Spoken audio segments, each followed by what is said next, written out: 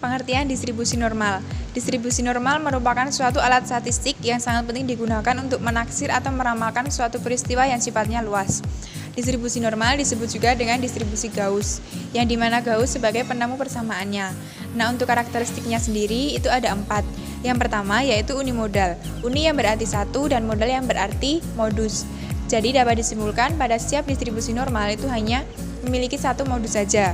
Untuk karakteristik yang kedua yaitu simetrik. Suatu distribusi disebut simetrik jika setengah bagian dari distribusi itu sama dan sebangun dengan setengah bagian lainnya. Untuk yang ketiga itu identik. Sebagai konsekuensi logis dari dua karakteristik tadi, ketiga ukuran gejala pusat yaitu mean, modus, dan median, distribusi normal selalu sama besar atau identik. Dengan kata lain, pada suatu distribusi normal, modus sama dengan median sama dengan rata-rata. Nah, untuk yang keempat yaitu asimptotik. Distribusi normal terbentuk dari perangkat data yang bersifat kontinu, mulai dari nilai hingga sampai tak hingga. Nah, maka dapat disimpulkan bahwa kurva distribusi normal tidak akan pernah menyentuh absisnya.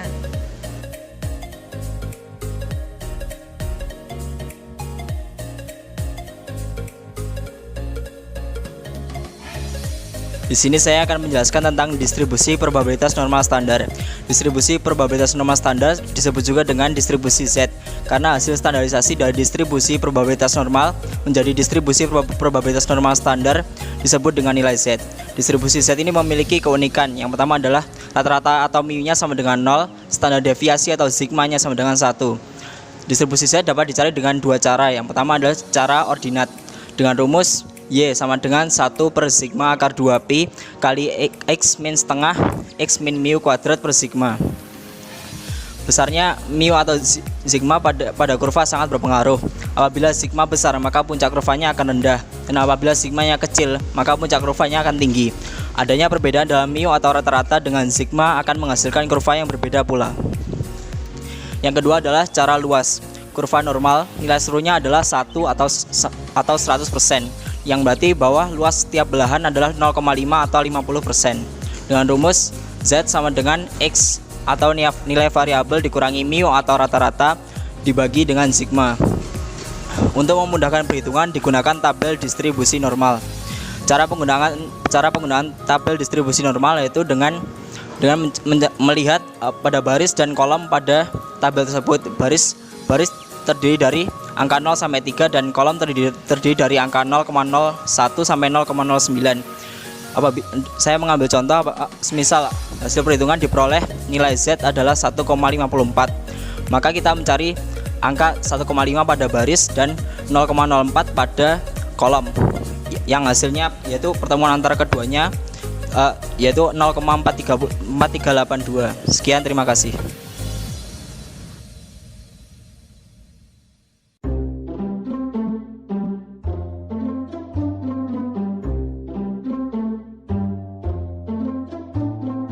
Selanjutnya kita akan belajar mengenai penerapan distribusi normal.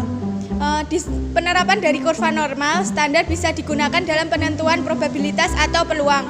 Contoh yang mendasar yaitu resesi. Sebelum pemerintah mengemukakan informasi Indonesia mengalami resesi negatif, mereka bisa menggunakan penerapan distribusi normal untuk meramalkan kemungkinan yang terjadi di masa depan, entah itu resesi negatif maupun positif. Kita juga bisa menggunakannya sebagai investor maupun konsumen untuk memuaskan kebutuhan. Misalnya, biasanya makan 2.000 yang harganya 2.000, nah kita milih yang lebih mahal. Nah, itu bisa dijadikan kurva normal.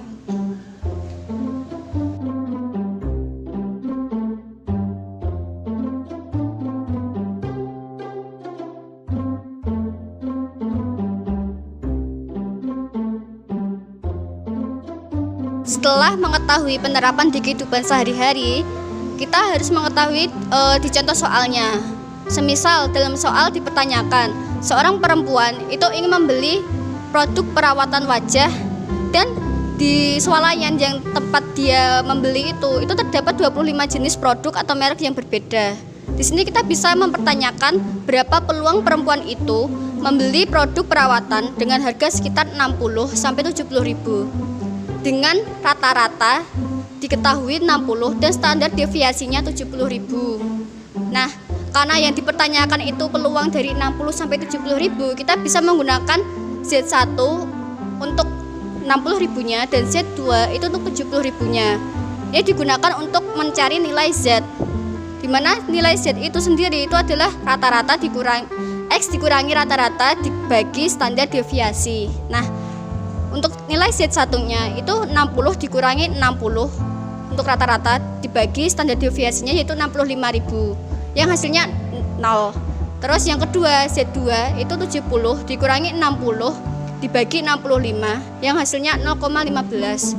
0,15 itu nanti itu masih dimasukkan ke dalam tabel gaib atau tabel distribusi normal, di mana setelah ditarik dari baris dan kolomnya itu didapat hasil 0,0596 atau jika dipersentasekan itu jadinya 5,9%. Nah, dari sini kita tahu bahwa peluang perempuan itu membeli produk perawatan dengan harga 60 sampai 70 ribu itu adalah 5,9%. Nah, jika ternyata perempuan itu berubah pikiran dan ingin membeli produk dengan kualitas lebih baik dengan membeli produk di atas 70, maka kita bisa mengetahui peluangnya dengan sisa dari hasil tadi yaitu 0,5 dikurangi 0,0596 yang hasilnya yaitu 0,4404 atau sekitar 44%. Jadi peluang dari produk di atas 70 itu 44%. Nah, tapi jika rata-rata yang diketahui itu berubah menjadi 70 ribu dan perempuan tersebut ingin membeli perawatan yang berharga 60 sampai 90 ribu dengan standar deviasinya yang tetap yaitu 65 ribu, maka kita bisa mencari yaitu Z1 sama dengan 60 dikurangi 70 ribu per 65 ribu yaitu hasilnya minus 0,15. Nah, di sini kan ada kata-kata minus. Minus ini itu tidak berpengaruh di penjumlahan ataupun di tabelnya. Hanya saja minus ini nanti mempengaruhi tata letak dia, keberadaan dia di kurvanya.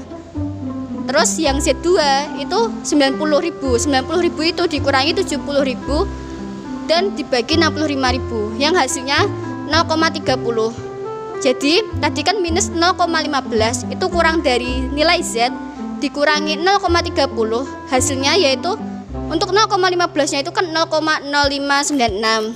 Terus yang 0,30 itu yaitu 0,1179. Itu dijumlah 0,0596 ditambah 0,1179 sama dengan 0,1775 atau sekitar 17%. Jadi harga sekitar 60 sampai 90 itu tadi itu jumlahnya 17%. Peluangnya adalah 17%.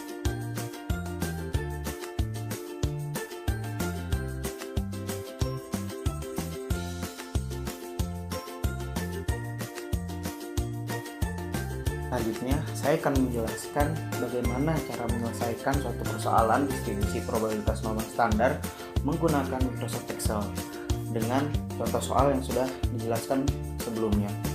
Nah, yang pertama kita perlu menentukan nilai X, rata-rata, dan standar deviasinya terlebih dahulu dari sebuah data. Data yang tadi kita ambil itu sudah ditemukan rata-rata nilai X dan standar deviasinya. Namun jika belum ada rata-ratanya, kita dapat menggunakan rumus atau formula dengan mengklik kolom dan menulis sama dengan average, lalu di blok data-data yang sudah kita dapatkan. Setelah itu akan muncul rata-rata dari data tersebut. Nah, setelah muncul kita sudah memiliki data berupa nilai X, rata-rata, dan standar deviasinya. Lalu kita akan kumpulkan menjadi seperti ini. Nah, setelah jadi seperti ini, kita tinggal mencari Z1 dan Z2-nya. Tanpa perlu menggunakan rumus yang harus kita hafal, kita cukup menggunakan formula, yaitu sama dengan standardize seperti ini. Lalu di situ akan muncul nilai dari Z tersebut gitu kan. Nah, setelah Z1 dan Z2 sudah didapatkan, kita tinggal mencari tabel distribusi Z-nya. Sebenarnya ada rumus yang bisa kita gunakan, yaitu rumus yang seperti ini. Namun seringkali rumus yang digunakan ini tidak pas gitu kan, ukurannya tidak pas dari distribusi Z. Nah, pakem yang kita pegang adalah tabel distribusi Z. Maka kita bisa mencari menggunakan tabel yang ini untuk mencari nilainya. Nah, itu udah dapat nilai di situ tanpa kita harus repot-repot menggunakan manual gitu.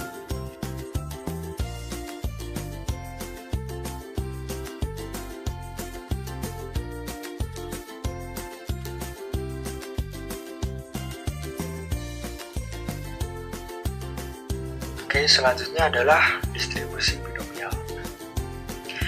Dalam berbagai percobaan di mana variabel yang sedang diteliti adalah tingkat nominal, maka hanya ada dua kemungkinan yang akan terjadi, yaitu nilai atau hasil dari variabel tersebut.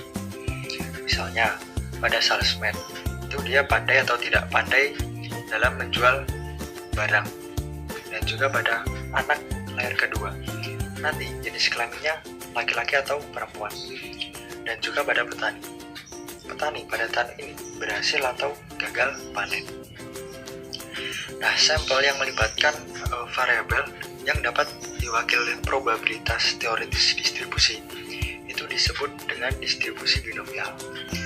Nah, dikatakan binomial karena hanya terdapat dua hasil yang akan mungkin terjadi.